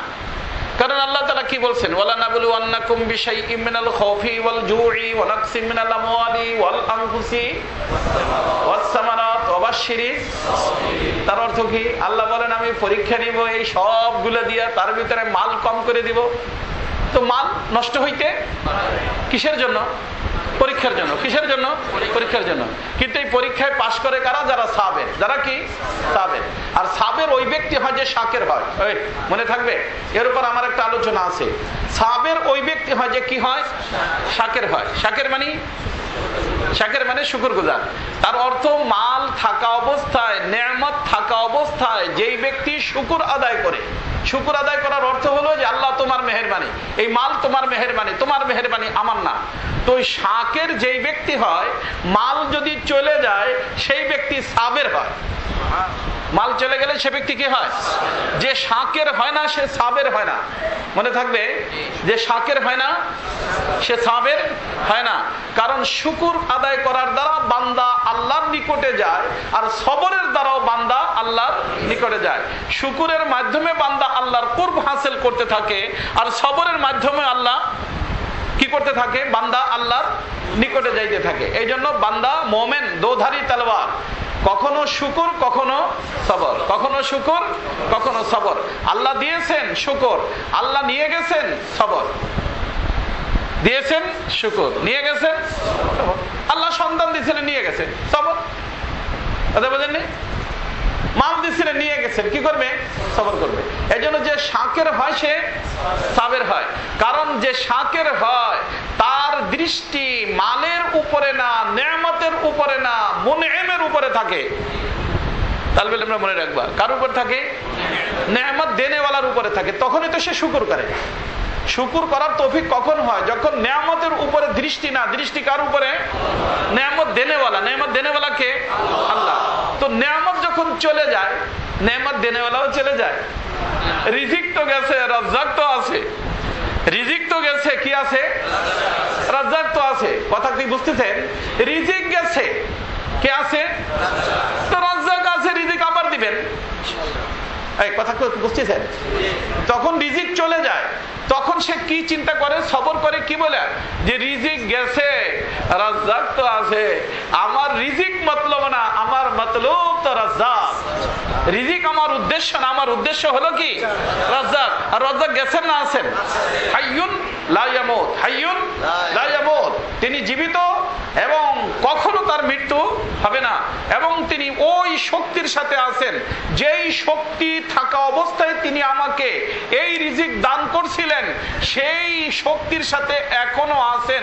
নিছেন তো আবার দিতেও পারেন। এই সবরটুক যখন করার তৌফিক হয়, সবরের বরকতে আল্লাহ পাক ওই রিজিকের থেকে উত্তম রিজিক আল্লাহ পাক তার নামে বাজেট করে দেন। এজন্য আল্লাহ কি শিখাইছেন? ওয়াইদা আসাবাতহুম মুসিবা ক্বালু ইন্না লিল্লাহি ওয়া ইন্না ইলাইহি রাজিউন। ইন্না লিল্লাহ। যখন মুসিবত আসে তখন সে বলে, আরে মুসিবত তোমার সাথে আমার মতলব নাই, আমি তো আমার মাওলা। আমি কার? আমার মাওলা। তুমি আসতো তাতে কি? আমার মাওলাই তো তোমাকে পাঠাইছে। আমার মাওলায় যদি মুসিবত দিয়া খুশি থাকে, আমি মুসিবতের ভিতরে খুশি। ইব্রাহিম আলাইহিস সালাম আগুনের ভিতর দিয়েছে, আগুনের ভিতর কি খুশি, তাই না? ফেরেশতারা পর্যন্ত চিন্তার ভিতর পড়ে গেছে। হাদিস শরীফের ভিতরে আসছে ইব্রাহিম আলাইহিস সালাম না, আমার এগুলোর দরকার নাই। আমার আল্লাহ যদি আগুনের ভিতর দিয়ে খুশি থাকে, আমি আগুনের ভিতর কি খুশি। এই যে সবর, এই যে সবর। আইয়ুব আলাইহিস সালামের সবর করছেন, আল্লাহ সবরের পরে এমন দিয়া দিচ্ছেন সবরের বরকতে। হাদিস শরীফের ভিতর আসছে, বুখারী শরীফের হাদিস, গোসলখানার ভিতর গোসল করতেছেন, আসছে না? একেবারে উপর থেকে, আসমানের থেকে স্বর্ণের তিতলি, এটাকে প্রজাপতির মতো, স্বর্ণের প্রজাপতির মতো এইগুলো ঝুপ ঝুপ করে বৃষ্টির মতো পড়া শুরু করছে ওনার বাথরুমের ভিতরে। কি করবে আল্লাহর বান্দা? এইগুলো দেখে স্বর্ণ ভাই। উনি কি করছেন? লুঙ্গি না খুলে এই সবগুলোকে ওইটা উঠাইয়ে কি করেন? লুঙ্গির ভিতরে রাখা শুরু করেন। নবী তো ছিলেন, আল্লাহ পাকের পক্ষ থেকে সালাম আসছে। সালাম দিয়ে আল্লাহ বলছে যে আইয়ুব, কি ঘটনা ঘটিছো? তুমি তো লাগতেছে জানো এইগুলোর অনেক বেশি হারিস, অনেক বেশি তুমি চাচ্ছ, সেই জন্য এইগুলোকে এইভাবে জমা করতেছো তুমি। তখন উনি বলছেন যে আল্লাহ, বিষয়টা তা না, আমি কেন করছি তা তো তুমি জানো। কারণ আমি চিন্তা করলাম যে তোমার পক্ষ থেকে মেহেরবানির বৃষ্টি হইতেছে। কি হইতেছে? মেহেরবানি। এখন যদি আমি চুপচাপ করে দাঁড়ায় থাকি, তার অর্থ তোমার মেহেরবানির আমার কি নাই? দরকার নাই। আমি ওই জিনিসটা না, আমি এই জিনিসটা বুঝাইতে চাচ্ছি যে আমি গোলাম, তুমি যেই অবস্থায় রাখবা গোলাম, এখন তুমি দিচ্ছ সেটাকে আমি সাদরে গ্রহণ করে নিচ্ছি, যেহেতু আমি গোলাম। ফালা গিনান বারাকাতিকা ইয়া রাব্বি, হে রব, আপনার বারাকাত থেকে আমি বেনিয়াজ না, আমি যে মুহতাজ, আমি যে মুকাফেক্ষী, আমি যে গোলাম, আমার গোলামিকে বুঝানোর জন্য শুধু আমি এটা নিচ্ছি, এর সাথে আমার কোনো মতলব নাই। আমার মতলব তো তোমার খুশি দিয়া। আল্লাহু আকবার। কি জীবন, হ্যাঁ, কি জীবন। আল্লাহ, হায় হায়, আমাদের বাস আজীব জীবন। ফালা গিনান বারাকাতিকা ইয়া রাব্বি। হ্যাঁ হ্যাঁ, আমার দোস্ত। এই জন্য আল্লাহ যদি দেন খুব খুশিতে নিবেন। অনেকে বলেন না না না, আমার আর দরকার নাই। আরে বেটা, এগুলো দরকার নেই বলতে হয় না, আল্লাহ যত দিবে। কারণ কোরআনে কারীমের ভিতর মালকে আল্লাহ ফজল বলছেন। কি বলছেন? যালিকা ফজলুল্লাহি ইউতিহি মান ইয়াশা ফাইজা কুজিয়াতিস সালাহ ফান্তাশিরু ফিল আরদ ওয়াবতাগু মিন ফাজলিল্লাহ। মালকে আল্লাহ ফজল বলছেন। আল্লাহ ফজল দিবে, মেহেরবানি করবে। আর তুমি বলো না না, আমার দরকার নেই, এত সুফি সাহেব দরকার নেই। আরে আল্লাহরে বলো যে আল্লাহ দেন আমাকে, আমি ইনশাআল্লাহ এই বিভিন্ন জায়গায় বিতরণ করবো। আপনার যে সমস্ত বান্দারা এলাকার ভিতরে হয়ে গেছে তাদের হাতে আমি পৌঁছে দিয়ে আসবো। আমার হাতকে আপনি ধন্য করেন তাদের হাতে পৌঁছানোর জন্য। দিয়ার তো দরকার আপনার, আপনি তো ডাইরেক্ট দেন না, তো আমারে ব্যবহার করেন। আমি ব্যবহার হওয়ার জন্য প্রস্তুত আছি, আমি রাত দিন বাস এর জন্য ব্যবহার হইতে রাজি আছি।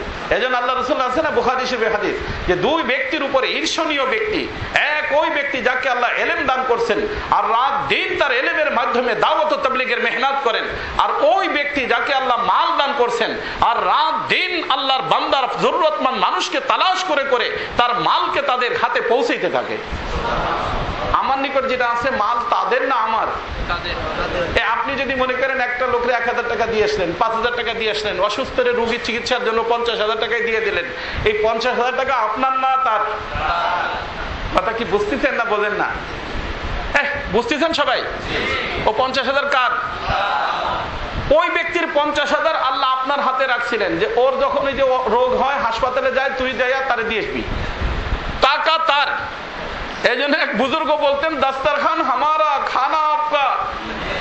দস্তরখান খানা, এই যে একটা মানুষ মনে করেন আমাদের দস্তরখানে বসে খানা খাইলো, আপনার খানা খাইয়ে ফেললো। কারণ আপনার খানা যদি সে খাইয়ে ফেলে তাহলে আল্লাহ কি আল্লাহ থাকবে?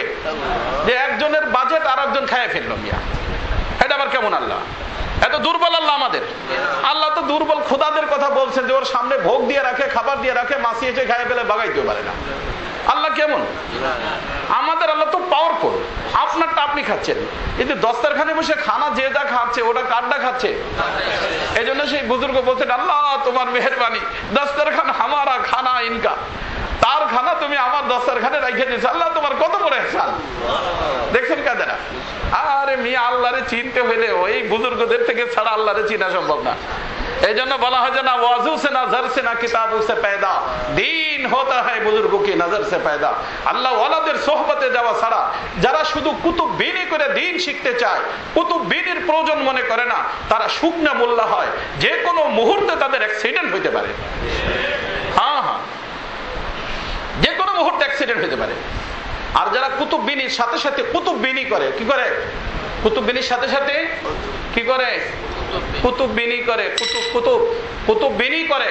আল্লাহ পাকের মেহেরবানিতে আল্লাহ পাকের মজা, আল্লাহ পাকের স্বাদ, আল্লাহর নামের মজা, নামের স্বাদ আল্লাহ তাদেরকে দান করেন। এজন্য আমার হযরত ওয়ালা বলতেন, না গুলু সে মুঝকো মতलब, না গুলু के रंग भू से किसी और सिम को है मेरी जिंदगी का धारा। मुझे कुछ खबर नहीं थी तेरा दर्द क्या है या रब, तेरे आशिकों से सीखा तेरे संग दर पे मरना। আল্লাহ আমি জানতামই না যে তোমাকে কিভাবে কি করতে হয়, কিভাবে তোমাকে রাজি করতে হয়, কিভাবে তোমার সাথে সম্পর্ক করতে হয়, কিছু জানতামই না। তেরে আশিকো সে শিখা তেরে সঙ্গে দর পে মরনা। তোমার আশিকদের নিকটে যাইয়া বুঝে আসতে যে কিভাবে নিজেকে মাওলার উপরে ফেদা করতে হয়। আমার হযরত ওয়ালা বলতেন কে আসিরানে কফস মে নও গ্রেফতারু সে হো। যেরকম একটা পাখি, সেই পাখিটা বলে যে হে পাখিরা, তোমরা আমাকে শিখিয়ে দাও কিভাবে আমার জীবনকে আমি আজাদ করব, কারণ আমি নতুন নতুন খাঁচার ভিতর পড়ে গেছি, নতুন নতুন খাঁচার ভিতর পড়ে গেছি। দুনিয়ার খাঁচার ভিতর পড়ার পরে, মাল ও দৌলত মোহের খাঁচার ভিতর পড়ার পরে, এর ভিতর থেকে বাইরেয়া মাওলার সাথে কিভাবে সম্পর্ক করতে হবে, পুরানো যারা এই খাঁচার ভিতরে আবদ্ধ ছিল, সেই খাঁচার থেকে যারা বের হয়ে আসছে তাদেরকে জিজ্ঞেস করতে হবে যে আমাকে একটু শিখান, আমি কিভাবে এই খাঁচার থেকে বের হয়ে আমি আমার মাওলার পাকের সাথে সম্পর্ক করতে পারবো। কথা বুঝে আসছে? হ্যাঁ হ্যাঁ, লাজিমি লাজিমি, কোনো সন্দেহ নাই, করতেই হবে। ইতিপূর্বে আমাদের বুজুর্গরা করছেন, এখনো করতে হবে, সামনেও করতে হবে। যারা করে নাই তাদের পরিণতিও সামনে, যারা করছে তাদের পরিণামও সামনে। এর জন্য আমার কোনো দলিল আদিল্লার কোনো দরকার নেই। আফতাব আমার দলিল, আফতাব আফতাব আমার দলিল, আফতাব, এর জন্য কোনো দলিল প্রমাণ আমার কোনো দরকারই নাই।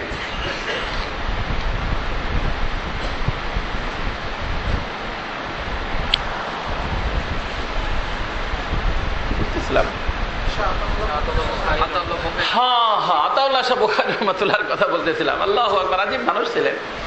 তো সৈয়দ মানুষ, আমি বলছিলাম যে এই সমস্ত গুলো হলো এমনি খামাখা মশহুর, কিন্তু মশহুর তো মশহুর ভাই,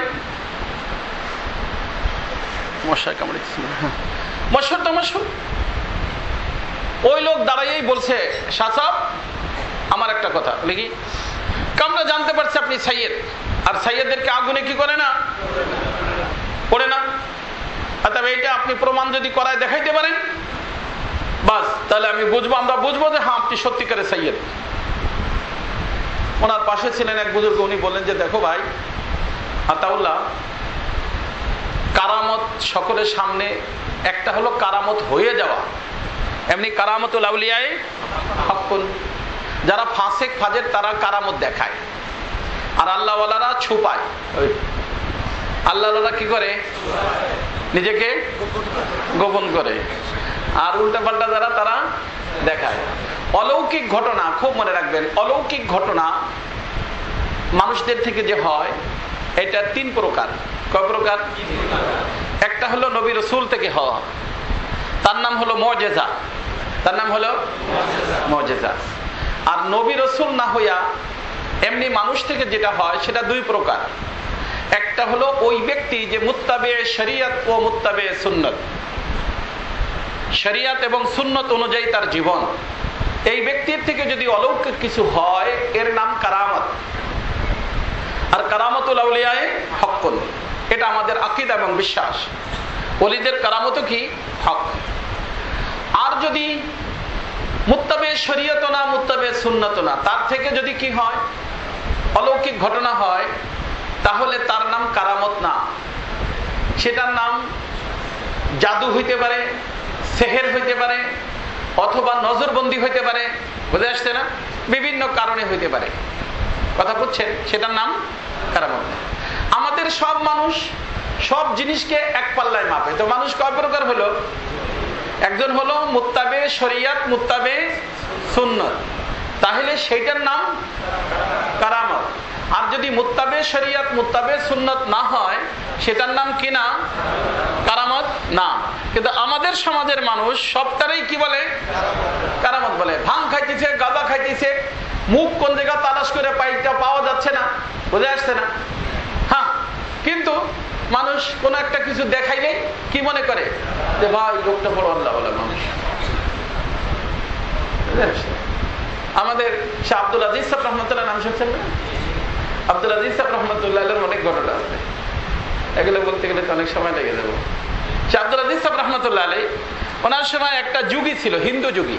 যুগী বোঝেন না? যারা সাধু যুগী এরকম ছিল। সে কি করতো? এই মাটির ভিতর ডুব দিত। একটা মানুষ তো পানির ভিতর ডুব দেয়, সে কি করতো? আমি কিন্তু যাইতেছি গে, এই বলে কি করতো? মাটির ভিতর হাত দিয়ে, যেন মানুষের পানির ভিতর ডুব দেয় না, হাত নিচের দিকে দেয়া, মাথা নিচের দিকে দেয়, এরকম ডুব দিত। যুগী উধাও উঠছে কোথায় দেবে? ওই 100 ফুট 200 ফুট যাইয়া ওইখানে যায় কি আবার পানির ভিতরতে মানে চলে, তারপরে একখানে ওঠে না, এরম উঠতো। আর শত শত মানুষ, আমাদের মানুষের তো কোনো ঠিক ঠিকানা নেই, কিছু একটা দেখলেই সেখানে যাইয়া, হিন্দু হোক মুসলমান হোক যাই হোক, পানি পড়া নেওয়ার জন্য, তাবিজ নেওয়ার জন্য ভিড় ভাট্টা শুরু হয়ে যায়। কয়জন না না না ঘটনা অনেক কিছু। ভাই যার ইমানই নাই তো কি আছে? কথা কি বুঝতেছেন? যার কি নাই তো কি আছে? না, অনেক কিছু আছে। আরে বেটা অনেক কিছু আছে মানে পাগল ছাগল কোথাকার। যার ইমানই নাই তার কি আছে? আমাদের এই ফরিদপুরে একটা ছোট বাচ্চা, হিন্দু বাচ্চা, হাজার হাজার মানুষের লাইন পানি পড়া নেওয়ার জন্য, এখন শেষ হয়ে গেছে তার, বুঝছেন? এই জন্য এরা মানুষ পাগলামি করে। ভাই যার ইমানই নাই সে কি হবে? যার ভিতরে রাসূলের সুন্নত নাই সে কি করবে? তাকে বুঝে আসছে না? তো সে ডুব দিত পানির ভিতরে, আবার উঠতো। মানুষ হাজার হাজার মানুষ তার করে যাওয়া শুরু হয়ে গেল। হযরতে দেখা যেত ঝামেলা। হযরত একবার গেছেন যে, যুগী তুমি কি করো? আমি পানির ভিতরে ডুব মারি, গোতা মারি, গোতা, ফার্সি উর্দুতে বলে গোতা কর। আচ্ছা ঠিক আছে, দেও দিয়ে আবার তুমি গোতা উঠো কদ্দুরটা, যেখানে আপনি বলবেন সেখানে যে উঠতে পারবেন। তো উনি বলছেন ঠিক আছে দেও গোতা, দিছে। আর হযরতেও কি করছেন, এই পাওয়ার গুড়মুড়ে আছে না যে পিছনের, ওইটা মাটির উপরে চাইপে ধরছে, চাইপে। এখন আর সাধু ওঠে না, সাধু কি আর ওঠে না, ওঠে না, ওঠে না। অনেক সময় পরে সাধু ছেড়ে দিয়েছেন, সাধু ওখান থেকেই উঠছে। একটু আগে ছিল না তো সাধু, এখন সাধু ওখান থেকেই তো বললো কিরে তোমার না ওই দূরে হুজুর মাপ চাই, আমি আর জীবনে এগুলো করবো না, আমাকে মাফ করে দেন।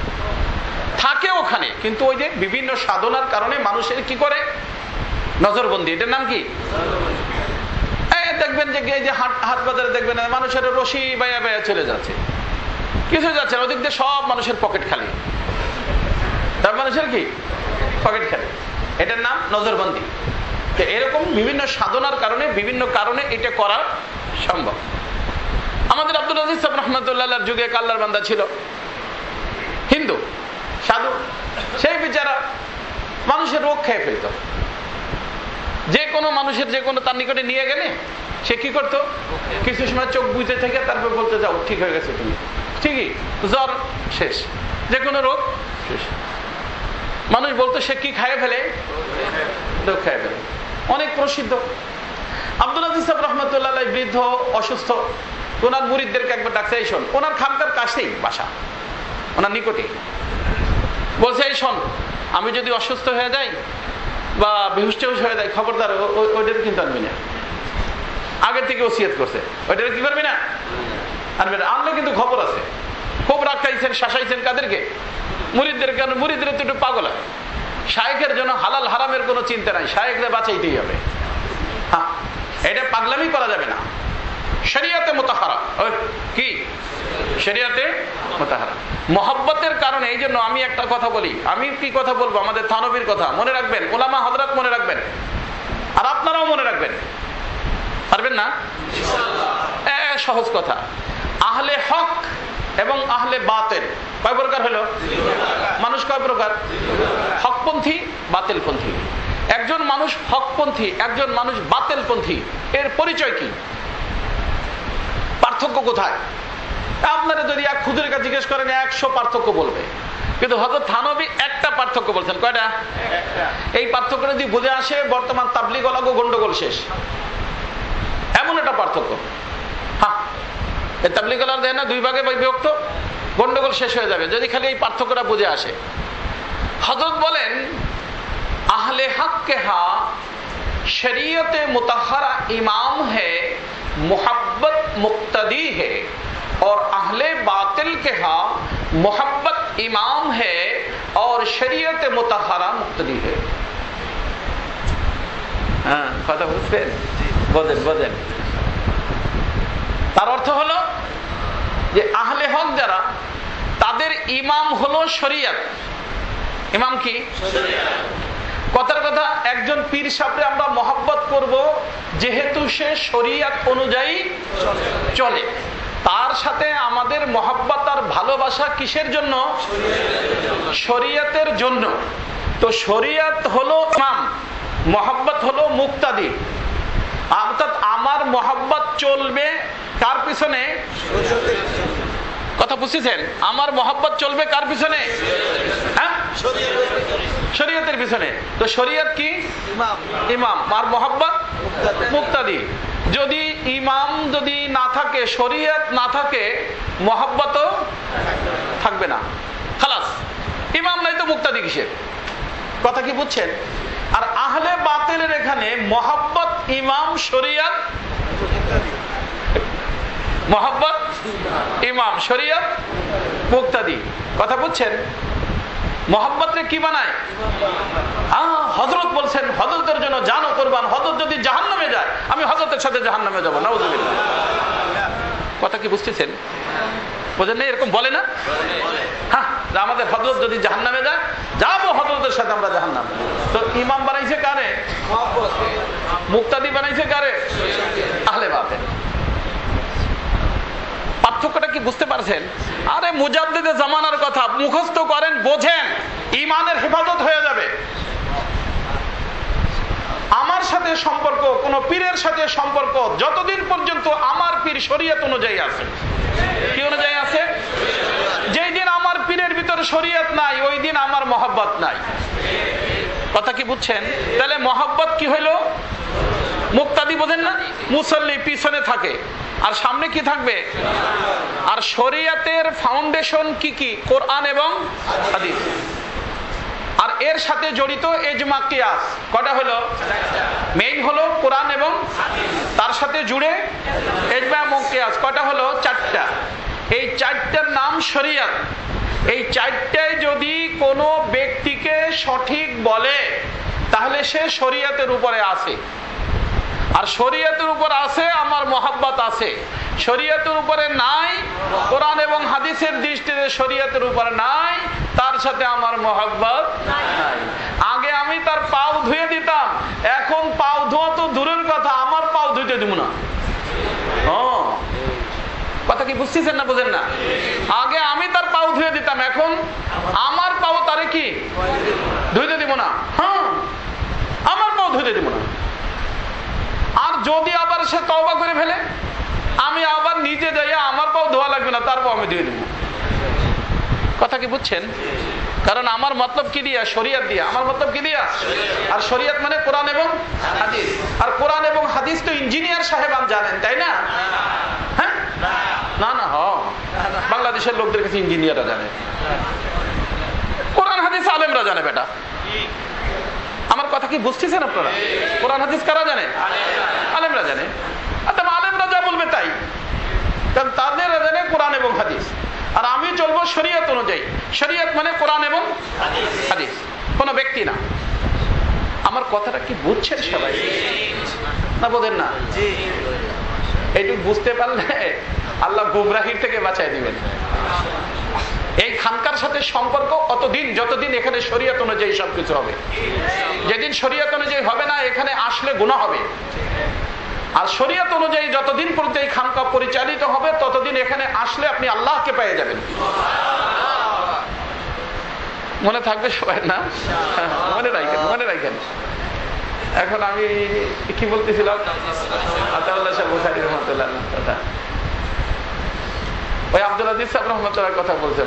কি বলছে? মুরিদদেরকে আনবি না, খবরদার। উনি হঠাৎ করে বেহুশ হয়ে গেছেন। তো মুরিদরা চিন্তা করলো, পিটান পাটান খাই যাই খাই পরের কথা, আগে হযরত তো সুস্থ হোক। হযরত তো বলছে জলদি আহো, হযরত অসুস্থ। সে চিন্তা করছে যদি হযরতের ট্রিটমেন্টটা করতে পারি তাহলে তো সুবহানাল্লাহ। সুবহানাল্লাহ তো বলে নাই, পরে সুবহানাল্লাহ গ্রুপে আসতে। তাহলে তো ভালোই হবে, সুনাম হয়ে যাবে আমার বিশ্ববাসীর নিকটে যে আব্দুল আজিজ সাহেব রহমতুল্লাহ চিকিৎসক। হ্যাঁ, খায়ের আসতে আসার পরে কিছু সময় বৈশা চুপচাপ থাকার পরে ঠিকই আসলে হযরত হুশে এসে গেছে। হযরত চাইয়ে দেখেছে সেই হিন্দু যুবী। হযরত অনেক রাগ হয়েছে।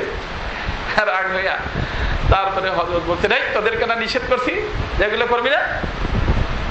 হযরত আপনার হায়াত আমাদের নিকটে অনেক প্রিয়, আমরা চাচ্ছিলাম যে আল্লাহ দিয়ে আপনারে বাঁচায় রাখে। তারপরে আপনি রাগারাগি যাই করেন করলেন, পিটেন লাগান পিটেন লাগান, যা মার খাইতে রাজি, আপনি যা বিচার হয় করেন, আমরা তাতে রাজি আছি, কিন্তু আপনাকে মহব্বত করি তা তো আপনি জানেন। আচ্ছা ঠিক আছে, বসাও আমারে। হযরত বসতেন, বসে তারপরে ওই হিন্দুর সাথে কথাবার্তা বলে ডেলে হযরত জিজ্ঞেস, ওই তুমি একটা সত্য কথা বলবো আমাকে? কি বলেন হুজুর? আপনারে সত্য কথা বলবো না, সত্য কথা বলবো কারে? তো হযরত বলছেন যে সত্য কথা যদি বলো তাহলে তুমি অবশ্যই তো কোনো একটা সাধনা করছো। সাধনা ছাড়া তো আর এটা পাও নাই, এটা তোমার একটা গুণ, ভালো গুণ। মানুষ সুস্থ হয়ে যাওয়া, সুস্থ মানুষ। কিন্তু কোনো একটা সাধনা তুমি কি করছো, সেই সাধনায় তুমি এই জিনিসটা পাইছো। তোমার এই সাধনাটা কি তুমি বলবা একটু আমাকে? এমন মোড়ামুড়ি করে। তুমি না বলছে আমাকে বলবা, সত্য কথা বলবা, মোড়ামুড়ি করো কেন? কি বলবো হুজুর, আমার সাধনা একটাই। কি সেটা কও না? আমার সাধনাটা হলো আমার মন যা চায় তা আমি করি না, ওইটা করি যেটা মন চায় না, মনের বিরুদ্ধে চলি। তার অর্থ মনের কি? বাস আমার এই সাধনা একটাই হুজুর, এছাড়া আমার আর কোনো সাধনা নেই। বড় হওয়ার পর থেকে এইটাই আমার সাধনা। হযরত কিছু সময় চুপচাপ থেকে, হযরত তো রোগ খাওয়া জানেন, ও তো দেহের রোগ খাইতে জানে। আর হযরত কিসের রোগ খাওয়া জানেন? কলবের, মানুষের রোগ খাওয়া জানেন। হযরত কিছু সময় চুপচাপ থেকে তাওয়াজ্জু খুব দিতেন তার কলবের দিকে। কিসের দিকে? কলবের দিকে তাওয়াজ্জু দিয়া তারপর হযরত বলছেন যে আমি যেটা বলবো সেটা মানবা। কাজী হুজুর কি বলেন, মানবো না। আপনি যা বলবেন তাই বলেন। দেখো তোমার সাধনা হলো মন যা চায় তা তুমি করো না। করো কোনটা? যেটা মন চায় না। আচ্ছা আমি তোমাকে একটা কথা জিজ্ঞেস করি, যে মুসলমানদের কালিমা লা ইলাহা ইল্লাল্লাহ এটা তোমার পড়তে মন চায়? কথা বলছেন? এই কালিমা পড়তে মন চায়? এমন মোটামুটি বলো না তুমি মন চায়? তার কাছে না, আচ্ছা জলদি করে পড়ো, কারণ কালিমা যদি না পড়ো তোমার সব সাধনা এখানেই শেষ হয়ে যাবে। জলদি করে পড়ো যদি তোমার এগুলা তুমি ঠিক রাখতে চাও। বেচারার সাথে সাথে লা ইলাহা ইল্লাল্লাহ মুহাম্মাদুর রাসূলুল্লাহ পড়ে পাক্কা আল্লাহর ওলি হয়ে গেছে। এরপরে হযরত বলছেন যে শোন, এ আমার শরীরের রোগ খাইছিল আর আমি এর কলবের রক্ষায় খতম করে ফেলছি।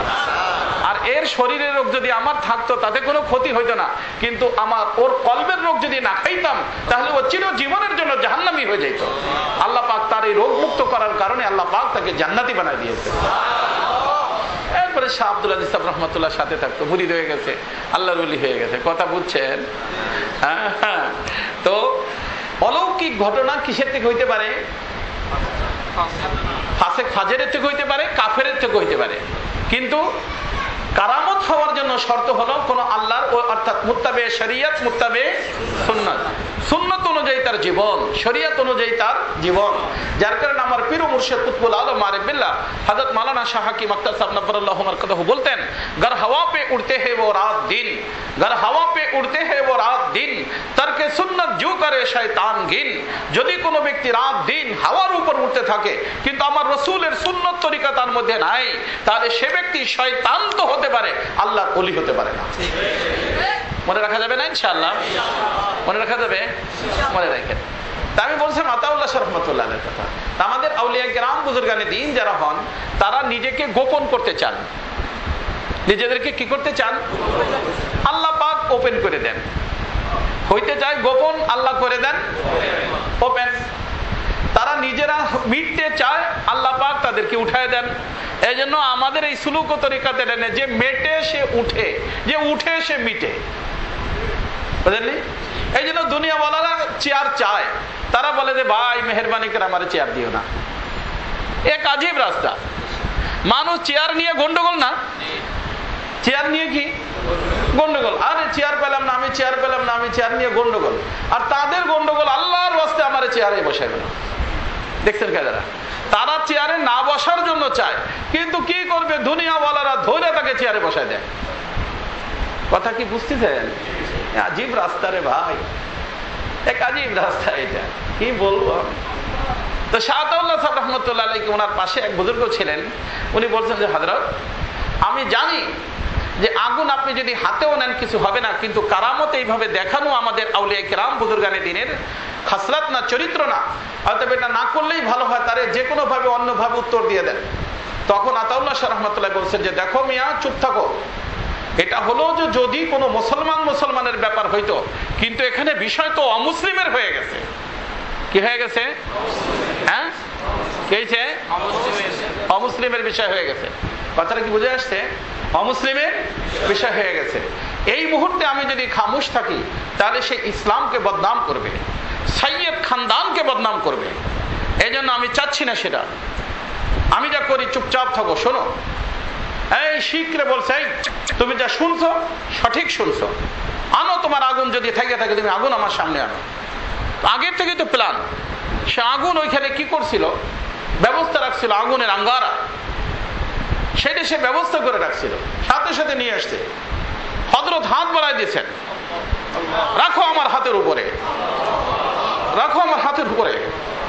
আগুনের আঙ্গারা হযরতের হাতে, হাত এরকম হযরত ধরে রাখছেন, হাত ধরে রাখছেন। কিছু সময় রাখার পরে তখন সে বলছে হ্যাঁ হয়েছে, হ্যাঁ হয়েছে, তুমি ফেলে দাও, আগুন ফেলে দাও। আগুন ফেলে দিয়েছে। আগুন ফেলানোর সাথে সাথে তখন সে বলছে তোমার হাতটা একটু দেখি। হাতটা দেখছে, দেখে তারপরে বলছে তোমার হাতটা একটু আমার বুকের উপর লাগাও। তোমার এই আগুনে তোমার হাত তো পোড়ায় নাই, কিন্তু আমার দিলের ভিতরে আগুন ধরায় দিয়েছে। আচ্ছা আমাকে কালেমা পড়ায় মুসলমান বানাও। সাথে সাথে স্টেজে কালেমা পড়ে মুসলমান হয়ে গেছে। আমার দোস্ত, আউলিয়া কেরাম যারা মুত্তাবে শরীয়ত হয়, মুত্তাবে সুন্নত হয়, তাদের থেকে যেটা হয় সেটার নাম অলৌকিক ঘটনা, কারামত। তার নাম কারামত। ভাই, আমি কিসের থেকে কি বলতেছিলাম? আসলে তো একটা বিষয়ের উপর আলোচনা করতে চাচ্ছিলাম।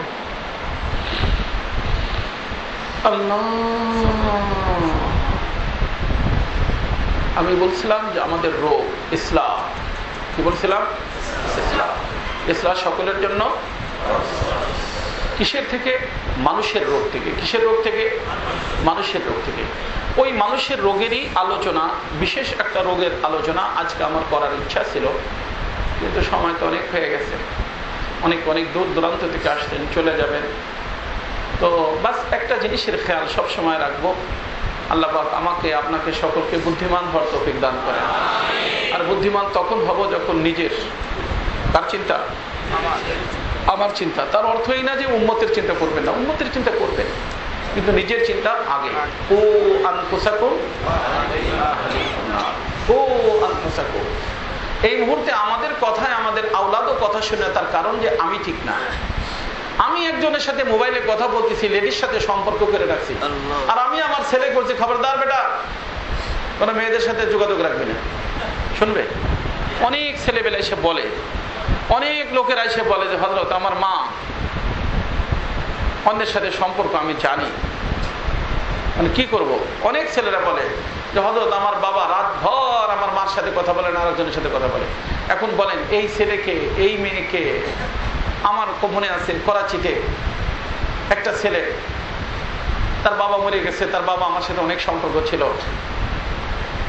তার সেই ছেলেটাকে আমি বললাম, সে একটা মেয়ের পাগল হয়েছে, একান্তে ডাইকে আমি বললাম যে বাবা, তোমার বাবা মরে গেছে, তোমার মা আছে, সবাই আছে, তুমি বড় ভাই, তুমি যদি এরকম মেয়েলি চক্করে পড়ে যাও তাহলে তোমাদের সংসার সব নষ্ট হয়ে যাবে। ছেলেটা সাথে সাথে আমারে কি বলছে তা শুনবেন? তো মৌলী সাহেব, मैं तो जवान आदमी हूं, मुझे समझाने से पहले आप मेरी मां को समझाओ। वो हमारे चचा के साथ जो है ना गलत ताल्लुक किया हुआ है, आपको मालूम है। কথা বুঝছেন? হ্যাঁ, বুঝেন নেই? এই যে ওই দিনে যে দুইটা ছেলের হাত কড়ি লাগানো, একটা লোকরে দিয়ে তার একটা লোকরে মাইরে ফেলছে। মারছে কেন? কারণ তার মা, তার বাপ থাকে সৌদি, সে কি কিশোরগঞ্জের, বাপ থাকে কোথায়? সৌদি। জওয়ান ছেলে, তার মা দূরবর্তী এক চাচার সাথে সম্পর্ক করে তার সাথে বিয়ে পর্যন্ত করে লইছে। ছেলে বরদাস্ত করতে পারে নাই, যার কারণে সেই শয়তানটারে ধরে কি করে ফেলছে? মেরে ফেলছে। স্বীকারোক্তি দিয়েছে যে আমরা নিজেরা মারছি এবং এই কারণে মারছি। কথা কি বুঝতেছেন? আজকে আমাদের কথায় কোনো মানুষ হিদায়ত হচ্ছে না, এর কারণ হলো যে আমি হিদায়তের উপরে নাই। কে হিদায়তের উপর নাই?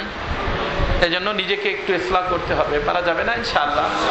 ইসলার আঙ্গুল অন্যের দিকে না উঠাইয়া নিজের দিকে উঠাবো। আজকে কাউরে ইসলার কথা বললে, কারো কোনো দোষের কথা বলে দিলে লাইগে টাইগে ফারাও, আপনি কে আমাকে বলার জন্য? আরে ভাই, সে যদি বলে থাকে সে তো আমার মোহসেন, সে আমার মোহসেন, সে আমাকে জাহান্নাম থেকে বাঁচাই দিয়েছে। কিসের থেকে বাঁচাই দিয়েছে? জাহান্নাম থেকে বাঁচাই দিয়েছে। ভালো কাজ করছে, রাগ হওয়ার কি আছে? কিন্তু আজকে কোনো মানুষকে কোনো ভালো কথা বলার উপায় নাই, বললে 10টা শুনে দেয়। দোষটা কি? 10টা শুনে দেয়।